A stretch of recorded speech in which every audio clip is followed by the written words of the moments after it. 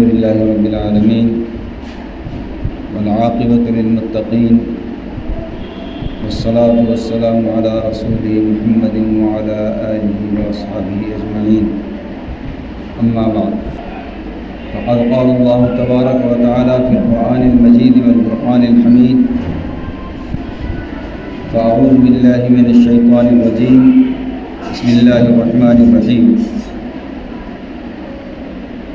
أم كنتم شهداء إذ حضر يعقوب الموت إذ قال لبنيه ما تعبدون من بعدي قالوا نعبد إلهك وإله آبائك إبراهيم وإسماعيل وإسحاق إلها واحدا ونحن له مسلمون. صدق الله العظيم. عن أبي هريرة رضي الله تعالى عنه قال قال رسول الله صلى الله عليه وسلم: كل مولود يولد على الفطرة فأبواه يهودانه أو ينصرانه أو يمجسانه. وقال النبي صلى الله تعالى عليه وسلم: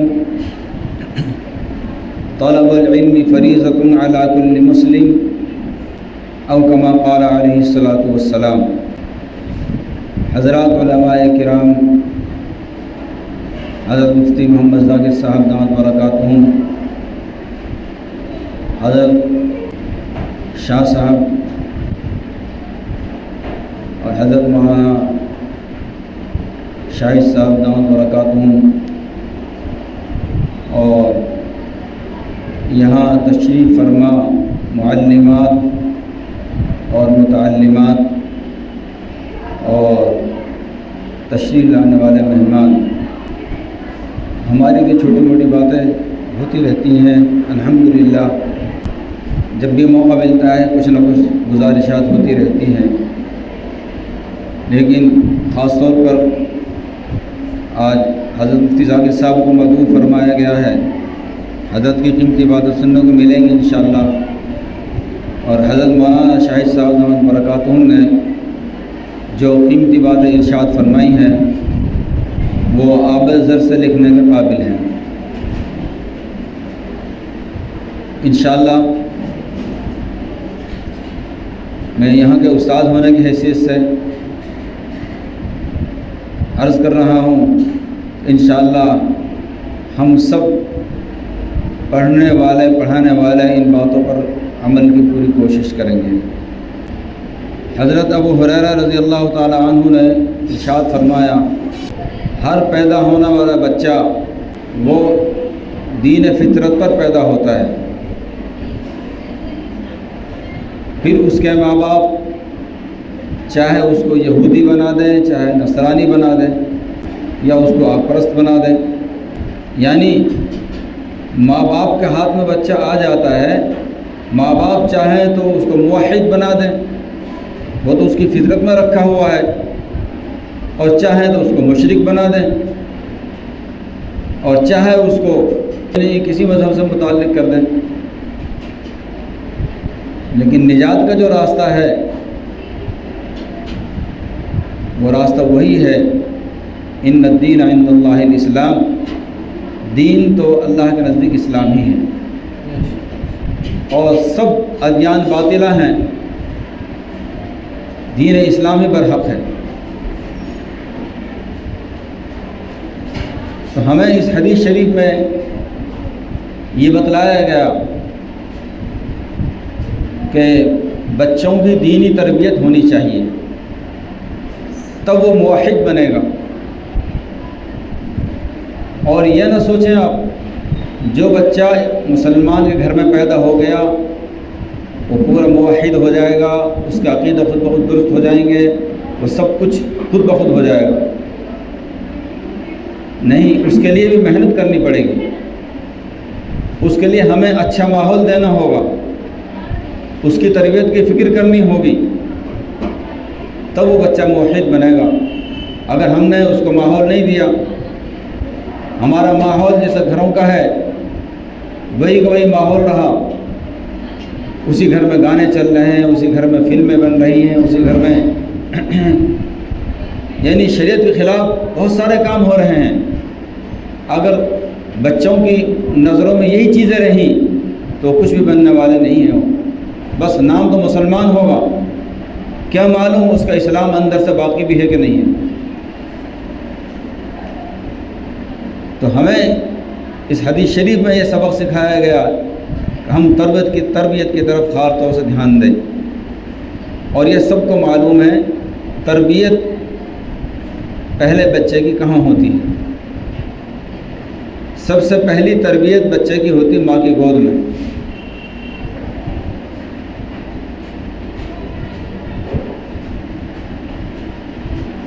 جب ماں بچوں کی صحیح تربیت کرے گی تو ہی بچوں کی تربیت ہوگی۔ آج تک جن بچوں نے بڑے ہو کر قوم کی خدمت کی ہے، ان کا فیض دیر اور دور تک پھیلا اور پہنچا ہے، وہی بچے ہیں جن کی تربیت عام طور پر ان کی ماں نے کی ہے۔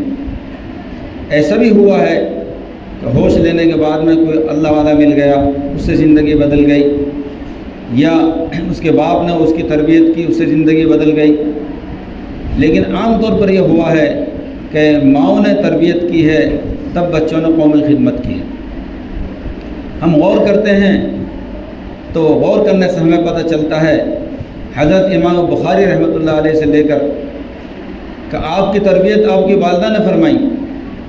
آپ کے والد کا انتقال جلدی ہو گیا تھا، تو جب والدہ کی تربیت رہی تو حضرت امام بخاری رحمۃ اللہ علیہ کہاں سے کہاں پہنچ گئے۔ بچپن میں نابینا ہو گئے تھے، والدہ نے اللہ سے دعا فرمائی، اے اللہ اس کو بینائی عطا فرما، برابر اللہ سے جو ہے دعا فرماتی رہی، برابر دعا فرماتی رہی، اور اتنی گڑ گڑا کر دعا انہوں نے کی کہ اللہ تبارک و تعالیٰ نے ان کی وہ دعا قبول فرمائی کہ عام طور پر جو چیز واپس نہیں آتی ہے وہ واپس آ گئی۔ آپ نے بہت سارے نابینا دیکھے ہوں گے، لیکن ایسا بہت کم ہوگا کہ آپ 100 نابیناؤں کو جمع کرو، ان سے پوچھو بھائی تمہیں کوئی ایسے نابینا کے بارے میں معلوم ہوا ہے کہ اس کی روشنی واپس آ گئی ہو؟ بہت مشکل ہے، ایسے چند ہی افراد ملیں گے۔ حضرت امام بخاری رحمۃ اللہ علیہ کی والدہ جو دعا فرماتی رہی ان کے لیے،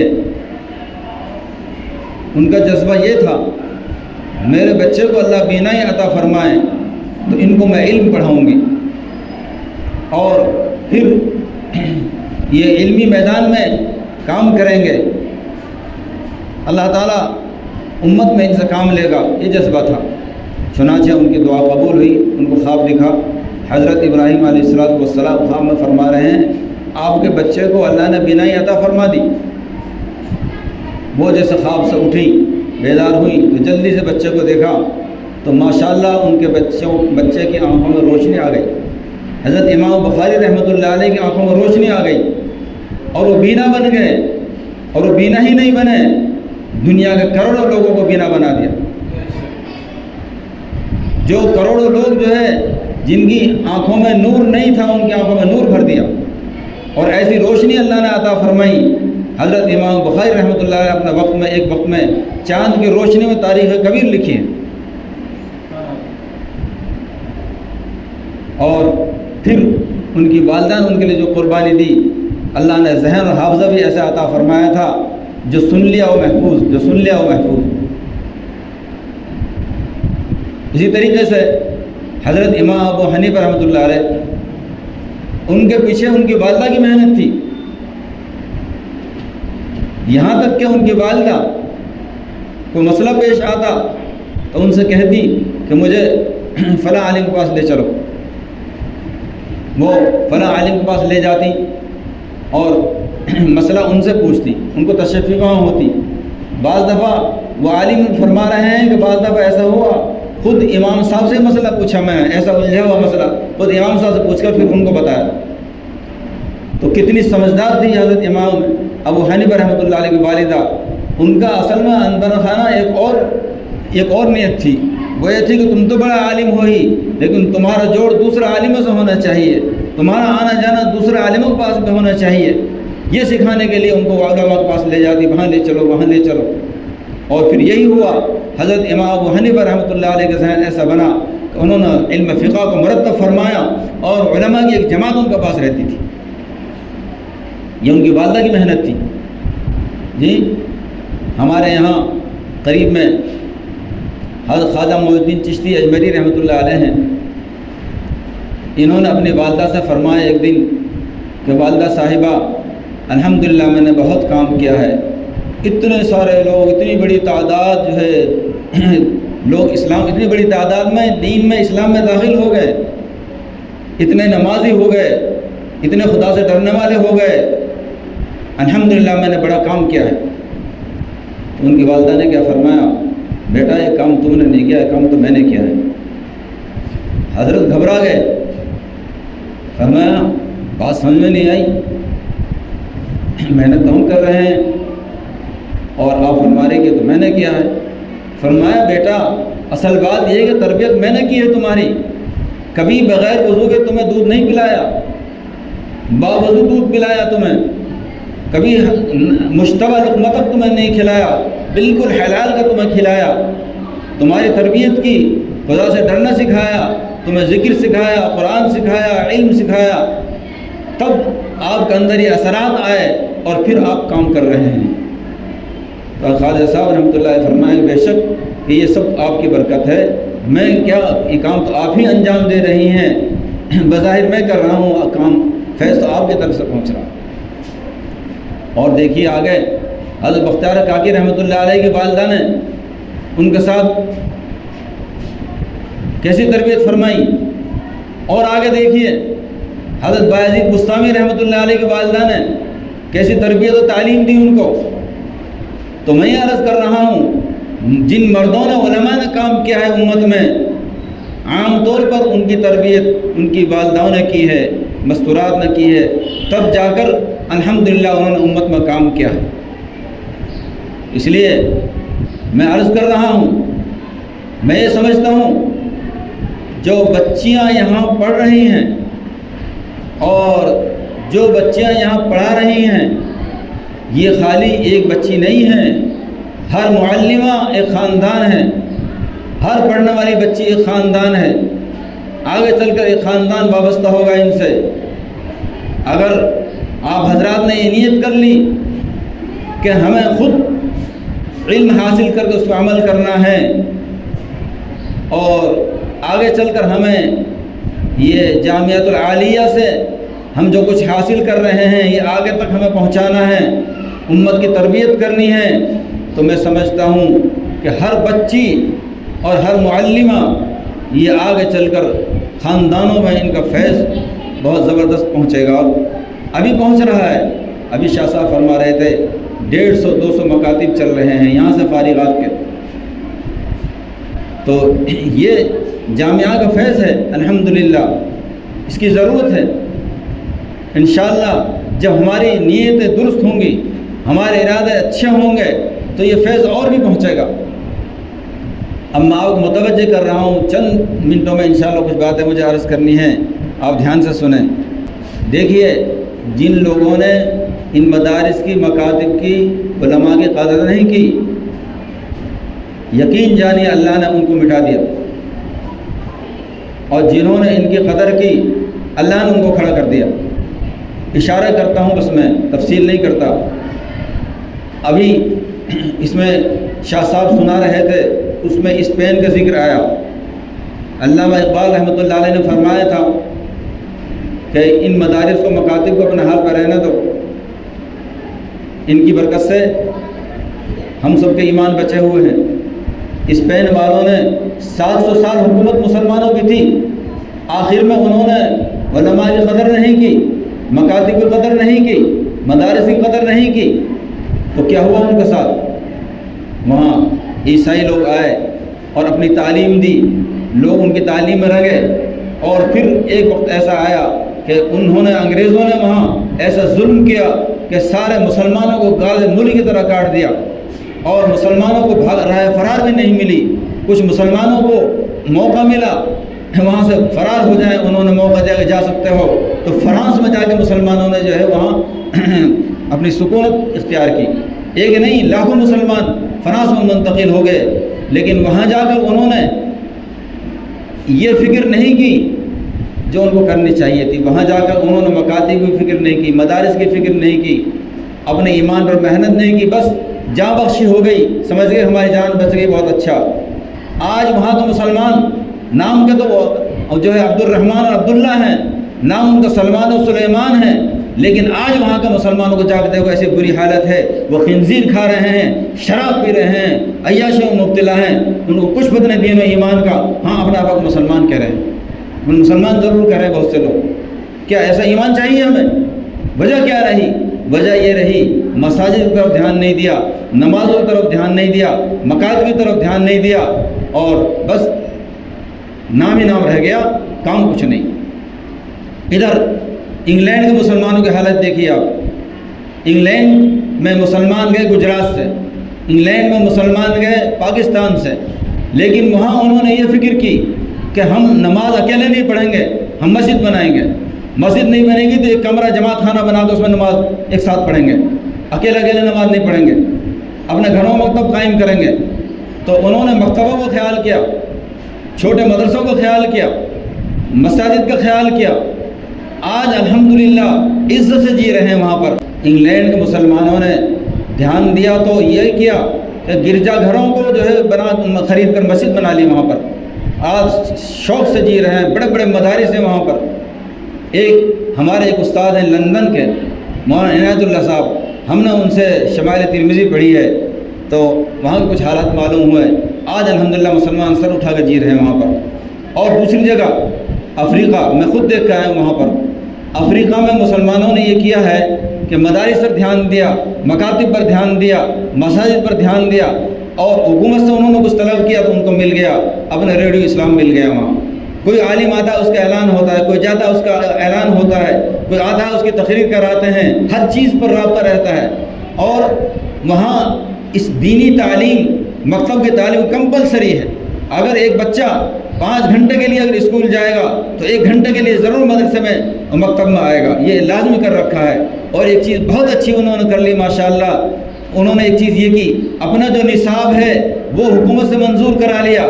اب وہ پڑھ تو انگلش رہے ہیں لیکن انگریزی میں تعلیم اسلام پڑھ رہے ہیں، پڑھ تو انگلش رہے ہیں لیکن دینی تعلیم کا رسالہ پڑھ رہے ہیں.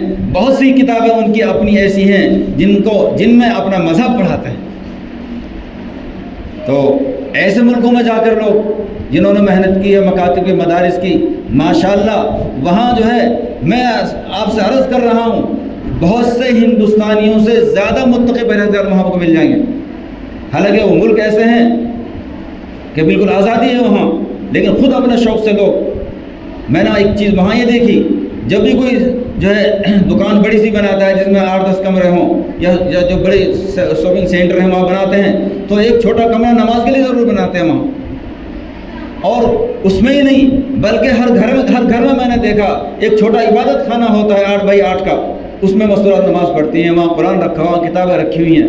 آج ہمارے اگر 50 کمرے گھر میں بن رہے ہیں، ایک کمرہ ہم اس نام کا نہیں کرتے کہ یہ عبادت خانہ ہے. یہ ذہنیت ہماری ہونی چاہیے. پھر دیکھیے آپ کیا ہوتا ہے. اس لیے میں عرض کر رہا ہوں کہ الحمدللہ مستورات کے ذریعے، عورتوں کے ذریعے ہماری تربیت ہوئی ہے.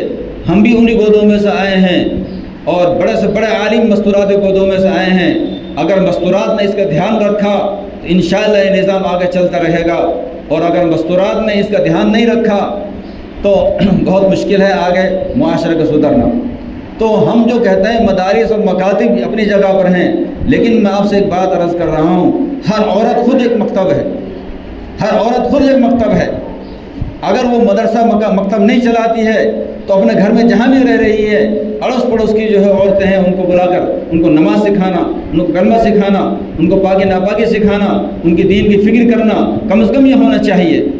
آج میں ایک بات عرض کر رہا ہوں، چاہے ہو سکتا ہے یہ میری بات میں کچھ سب لوگ سمجھوتا نہ کریں. آج ہم تعلیم کرتے ہیں گھروں میں، اس میں ہم محتاج ہیں کہ مرکز والے اجازت دیں تب ہم تعلیم کریں گے. ارے بھائی مرکز والوں کی یہاں اجازت ٹھیک ہے، اگر کہیں اجازت نہیں ہے تب بھی تعلیم کرو، کون منع کر رہا ہے؟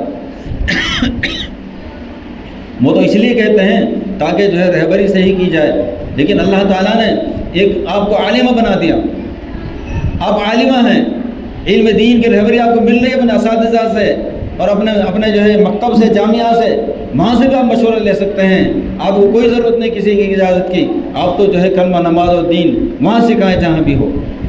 ہم یہ چاہتے ہیں کہ ہر 10 گھروں میں کوئی مکتب ہونا چاہیے، اگر مکتب نہیں تو آپ کا گھر ہی مکتب ہے، تو اس کا حق ادا ہوگا۔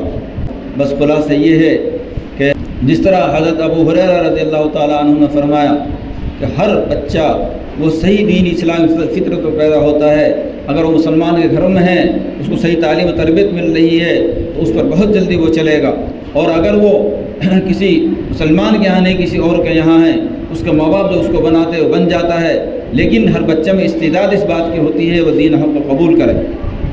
اللہ تبارک و تعالی ہم سب کے اندر دینی حمیت اور دینی جذبہ اور دینی فکر عطا فرمائے۔ اور آخر میں ایک بات عرض کروں گا جو حضرت مولانا شاہد صاحب نے بھی جو ہے فرمائی، اور ہمارے حضرت مفتی ذاکر صاحب اس کو ہمیشہ فرماتے ہیں، میں بھی عرض کر رہا ہوں، یہ جامعہ ہے تو سب کے لیے، لیکن کم از کم جو اس میں تعلیم حاصل کر رہے ہیں ان کے لیے یہ جامعہ جو ہے ٹرانسفارمر ہے، اس میں جو ہے اس سے تعلق ہونا ضروری ہے، یہ ہیڈ کوارٹر ہے، اگر ہم نے اس سے تعلق رکھا تو انشاءاللہ ترقی ہوگی، اور ہم بے تعلق ہو گئے، اپنے آپ کو سب کچھ سمجھ لیا تو بھائی یہ ہماری بہت بڑی کمی ہے۔ ہم کتنے ہی بھی کچھ بھی ہو جائیں لیکن ہم اساتذہ سے بڑے نہیں ہو سکتے، کتنے ہی بھی ہمارا ادارہ بڑے ہو جائیں، جو ہمارا مادہ علمی ہے اس سے ہمارا ادارہ مرتبہ میں بڑا نہیں ہو سکتا۔